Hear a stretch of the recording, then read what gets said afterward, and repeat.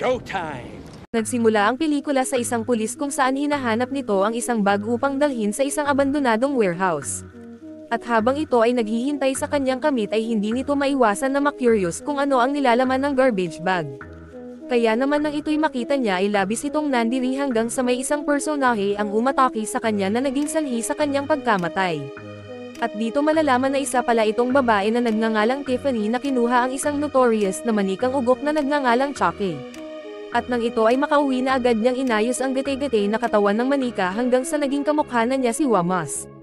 At dahil sa pagka-poses ni Tiffany sa manika ay gusto niya itong mabuhay kaya naman agad siyang gumawa ng isang ritual para sa kanyang bagong manika. Hanggang may isang lalaki na nagngangalang Marlo ang umistorbo sa ginagawa ni Tiffany kaya naman agad niya itong pinuntahan. At nang ito ay makabalik na kung nasaan ang manika ay laking gulat nito na nawala na ang manika kaya naman labis itong natuwa dahil nagtagumpay siya sa kanyang ritual.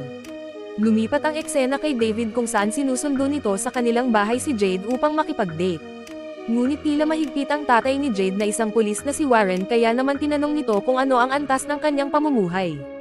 At nang sila ay makaalis na ay bigla naman nagpakita sa kanilang likuran si Jessie at mapapag-alaman na tinulungan lang pala ni David ang kaibigan upang makapagkita ang dalawa dahil hindi nagustuhan si Jessie ng ama ni Jade. Lumipat ang eksena kay Marlo habang inuutos siya ni Tiffany ay itinali siya nito sa kama sa pag-aakalang makakabembang na siya kay Tiffany. Hanggang sa inilagay ni Tiffany ang manikang si Wamas sa kanyang katawan kaya naman bahagya itong nawarduhan kay Tiffany. Hanggang sa nagulat na lang ito nang biglang umikot ang ulo ng manika patungo sa kanya at dito na siya nito pinaglaruan at pinatay habang tuwang-tuwa naman si Tiffany sa kanyang nakikita. At nang natapos na ito sa kanyang kaabnormalan ay nag-usap ang dalawa kung saan inihayag niya na gusto niyang pakasalan siya nito dahil sa pag-aakalang ang kanyang yumaong na minamahal ang sumapi sa manika. Kaya naman tinawanan lang siya ni Wamas at sinabihan na hindi siya nito papakasalan na labis namang ikinasama ng loob ni Tiffany dahilan upang ikulong niya ito sa lagayan ng bata at sabay pinadlakan upang hindi ito makalabas. Pagkaumagahan habang naglilinis ng sasakyan si Jessie ay makikita si Tiffany na may dalang isang malaking kahon at mapag-aalaman na ang dalawang ito ay magkapit-bahay. At dahil sa bigat na dinadala ni Tiffany ay nagpa siya itong humingi ng tulong kay Jessie habang walang kaalam-alam na dito nakalagay ang katawan ni Marlo. Lumipat ang eksena kay Wamas Chucky ay biglang dumating si Tiffany na may dalang isang manika na babae dahilan upang mainas ang choosy na si Chucky. At habang nagbababad sa kanyang bathtub si Tiffany at nanunood ng TV ay nakaisip ng paraan ang bugok kaya naman kinuha nito ang singsing na nakakwentes sa manika at ito ay ginamit upang ito ay makatakas. Habang busy sa panonood ay wala itong kaalam-alam na papalapit na sa kanya si Chucky habang daladala nito ang manika na binili para sa kanya. Kaya naman dito na niya sinimulang atakihin si Tiffany at tinulak papunta sa kanya ang lagayan ng TV dahilan upang mahulog ito sa kanyang bathtub at tuluyan na itong nakuryente hanggang sa ito ay namatay. At dito na nga sinimulan ni Chucky ang isang ritual kung saan inilipat niya ang katawan ni Tiffany sa katawan ng manika. At nang may sigawan na niya ang ritual ay laking gulat ni Tiffany na nasa loob na siya ng isang manika dahilan upang masapak niya si Chucky dahil sa ginawa nito sa kanya. Dahil dito sinabihan si Tiffany ni Chucky na kailangan nila ang kanyang amulet upang mailipat ang kanilang katawan sa totoo na tao. Ngunit magagawa lang nila ito kung pupunta sila sa kanyang libingan dahil suot pa niya ito bago siya mamatay sa kanyang orihinal na katawan. At dahil sa hindi nila kayang makapagmaneho papunta sa sementeryo ay tinawagan ni Tiffany si Jessie at inalok ng malaking halaga upang dalhin ang mga manika sa caretaker ng sementeryo. At nang makarating na si Jessie sa tinutuluyan ni Tiffany ay nakita na nito ang manika na sinasabi ni Tiffany habang walang kaalam-alam si Jessie na nagpapanggap na pala ang mga ito. At bago pa manihatid ni Jessie ang mga manika sa sementeryo ay pinuntahan niya muna ang kanyang nobya na si Jade at niyayan na niya itong magtanan. At dahil sa mahal na mahal ni Jade si Jessie ay agad na itong pumayag at sabay na nila kinuha ang gamit ni Jade sa loob ng kanilang bahay. Habang inggit na inggit ang dalawang bugok ay bigla na namang dumating ang kontrabida sa buhay nila Jessie at Jade na si Warren. At dahil sa alam niyang ito ay sasakyan ni Jessie ay nilagyan niya ito ng isang damo upang ipang-frame up kay Jessie. Hanggang sa nakarinig ito ng isang tumatawa na babae kaya naman agad niya itong nilapitan. Ngunit nang makita niya ito ay napag-alaman nito na isa lang pala itong mga manika. Hanggang sa dito na nga nila sinimulan ang patibong para kay Warren dahilan upang agad niya itong ikinamatay. At nang sila ay makaalis na ay bigla na namang dumating ang tuta ni Warren na isang pulis kaya naman pinahinto sila nito. At dahil sa alam niyang tinaniman ni Warren ang sasakyan ni Jessie ay lakas loob nitong sinuri ang loob ng sasakyan at hinahanap ang damo. Hanggang sa makita nito ang isang kahon kung saan inilagay ng mga bugok ang katawan ni Warren.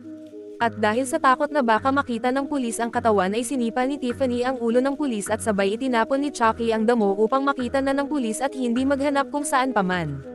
Kaya naman nang makalabas na ang pulis habang nakangiti kay Jessie ay ipinakita nito ang damo sa kanya dahilan upang magalit si Jessie sa pulis dahil prename up siya ng mga ito. At dahil sa pagkainis ni Chucky sa pulis dahil mapapabagal lang nito ang paghatid sa kanila ni Jessie sa sementeryo ay nakaisip na naman ito ng paraan upang dispatchahin ang pulis. Habang nagre-report ang pulis patungkol sa nakuha nitong damo ay nilagyan na ni Chucky ang tangke ng sasakyan ng isang damit at sabay niya itong sinindihan. At habang gumagapang pabalik sa sasakyan si Chucky ay may isang bangag na lalaki ang nakakita sa kanya dahilan upang ito ay sininyasan niya ng kalokohan. Hanggang sa tuluyan nang ang sumabog ang sinasakyan ng pulis dahilan upang magkagulo sa lugar. At dahil sa pagkataranta nila Jessie sa nangyari ay bigla na nilang pinaandar ang sasakyan sa kadahilan ng baka sila ang mapaghinalaan na pumatay sa pulis. Habang nagtatalo sina Jessie at Jade sa nangyayari ay biglang tumawag sa kanila si David at tinanong kung ano ang nangyari sa kanila. Kaya naman hindi rin makasagot ng maayos si Jessie dahil hindi rin ito alam kung ano ang nangyari kung bakit biglang sumabog ang sinasakyan ng pulis. Hanggang sa ipinaalam na ni David kay Jade na nawawala rin ang uncle nitong si Warren na lalo pa nilang ikinabahala habang tumatawa naman ng palihim ang dalawang bugok dahil sa kanilang mga narinig. Habang nasa motel sila Jessie at Jade upang magpahinga ay biglang dumating ang isang babae galing sa kabilang kwarto. Hanggang sa dumating na rin ang nobyo nito at tila gusto nilang makipagkaibigan kina Jessie. Ngunit habang kinakausap ng kanyang asawa sina Jessie ay bigla namang kinuha ng babae ang wallet ni Jessie at sabay ipinasa sa kanyang nobyo. Ngunit walang kaalam-alam ang mga ito na nakita pala ni Tiffany ang pagkuha nito sa wallet ni Jessie kaya sinundan niya ang mag-asawa sa kwarto ng mga ito. At habang nagpapasarap ang dalawa ay laking gulat ng babae nang makita niya si Tiffany sa salamin hanggang sa ibinato na nito ang isang bote ng wine dahilan upang maglaglagan ang mga bubog sa kanilang katawan na agaran nilang ikinamatay. At nang makita ito ni Chucky ay tila napahanga siya kay Tiffany dahil sa estilo nitong pagpaslang. Kaya naman agad niya itong inayang maging asawa na labis namang ikinasaya ni Tiffany hanggang sa nauwi ang mga ito sa bembangan. Habang makikita naman si Jade na tinawagan si David dahil gusto na niyang humingi ng tulong dahil natatakot na ito sa kanyang boyfriend na si Jessie dahil sa pag-aakalang siya ang pumapatay. Pagkaumagahan habang naglilinis ang isang housekeeping sa motel ay nakita niya ang katawan ng mag-asawa na nakahandusay sa kama kaya naman agad itong napasigaw. Kaya naman sa takot na mapaghinalaan na naman sila ay agaran silang umalis sa hotel hanggang sa dumating si David. At habang sila ay nasa biyahe ay tila pinag-aayos ni David ang dalawa dahil sa mga nangyayari. Hanggang sa makaamoy ito ng mabaho kaya naman hinanap niya ito kung saan nakakita ito ng isang dugo na nanggagaling sa isang kahon. At nang ito ay buksan na niya ay dito na niya nakita ang katawan ni Warren kaya labis itong natakot at kinuha niya ang baril nito sa pag-aakalang papatayin rin siya nila Jade at Jessie. At dahil sa pasasalamat ni Jade kay David ay tinangka niya itong yakapin ngunit tila nagduda na ito sa kanila kaya naman tinutukan niya ang mga ito ng baril. At dahil sa pagtataka nila Jessie kung ano ang nangyari sa kanilang kaibigan ay dito na pinakita ni David ang bangkay ni Warren na labis naman nilang ikinagulat. At dahil sa kaguluhan ay nakita sila ng rumoronde na pulis kaya naman nang makita ito nila Chucky ay dito na nila tinutukan ang baril ang tatlo na labis nilang ikinatakot. At dahil sa pagkabigla ni David sa nakita nito na gumagalaw na manika ay napa-atres ito hanggang sa masagasaan ito ng isang malaking dump truck. At dahil sa pagka-hostage nila Jessie at Jade sa dalawang bugok na ito ay wala silang magawa kundi sundin ang pinag-uutos nila Chucky. Hanggang sa nakaisip naman ng paraan sila Jessie at sinabihan niya si Chucky na sinisiraan siya ni Tiffany kay Jade dahil sa katakawan niya. Kaya naman nagalit ito kay Tiffany na agaran kung saan siniraan rin ni Jade si Chucky kay Tiffany na hindi rin daw masarap ang niluluto nitong cookies. Hanggang sa nauwi na nga sa pag-aaway ang dalawang utong manika kaya naman dito na sila Jessie nakagawa ng paraan upang makalaya kina Chucky. Dahil dito ay nawala ng kontrol si Jessie kaya naman nahulog ang kanilang sinasakyan na sasakyan. At nang magkaroon na ng malay si Jade ay nakita niya si Tiffany na nasunog sa oven kaya naman labis itong nagalit sa kanya at kinagat ang tainga nito. Hanggang sa nagkaroon na ng malay si Jessie at agarang inihagis si Tiffany. At nang nalalapit ng sumabog ang sasakyan ay agaran na silang lumabas hanggang sa tuluyan ng sumabog ang sasakyan. Ngunit tila matalino ang bugok kaya naman muli niyang hinostage si Jade habang si Tiffany naman ay hawak ni Jessie. At dahil dito ay pilit na idinala ni Chucky si Jade kung saan nakalibing ang kanyang orihinal na katawan.